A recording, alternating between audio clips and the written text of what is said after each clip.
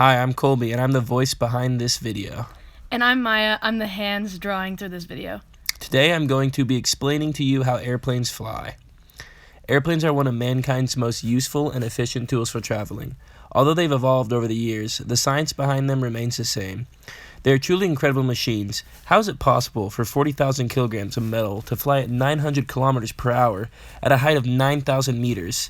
In this video, I'm going to explain how the four forces that act on the plane enable it to fly. Let's start off by briefly explaining the four forces: thrust, drag, gravity, and lift. Thrust is the force that moves the plane forward, while drag slows the plane. Gravity is what pulls the plane towards Earth. Lift is what allows the plane to take off and is a force pushing the plane up. When all four of these forces are balanced, there's a net force of 0 on the plane and the plane remains in the sky. This is Newton's first law. An object in motion stays in motion unless acted upon by an outside force. The structure of the plane is what allows the aircraft to gain lift. When the force of the lift is greater than the force of gravity, the airplane is able to lift.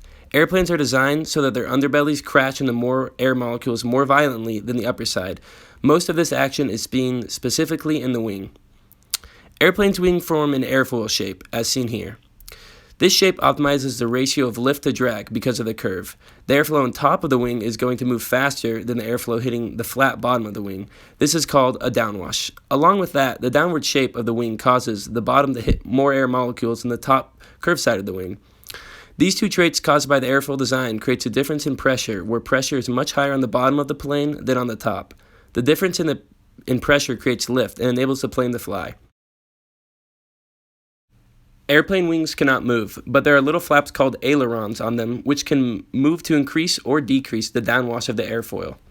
This is how planes are able to turn in flight. When one side of the plane extends the ailerons down while the opposite side pushes them up, there's a difference in the level of downwash and the plane is able to turn. All of the crashing in the air molecules to lift the plane also causes drag on the plane, which slows it down. Luckily, we have a force that counteracts drag: thrust. Thrust is caused by the plane's engines, which move air molecules backwards so that the plane can move forward. Engines do this by either using a jet or propeller or a jet driven by a propeller. So when a plane is stationary, all of the surrounding air molecules crash into the plane very evenly.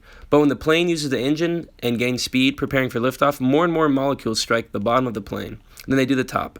This creates that difference in pressure, allowing the plane to have lift and fly. And now that we know all this science, we are able to fly to our dream vacations or simply go home and visit the grandparents over Thanksgiving break. After watching this video, I hope you guys were able to learn a thing or two about airplanes. Thank you so much for watching, and don't worry too much about the paper we used during this video because I will be recycling it.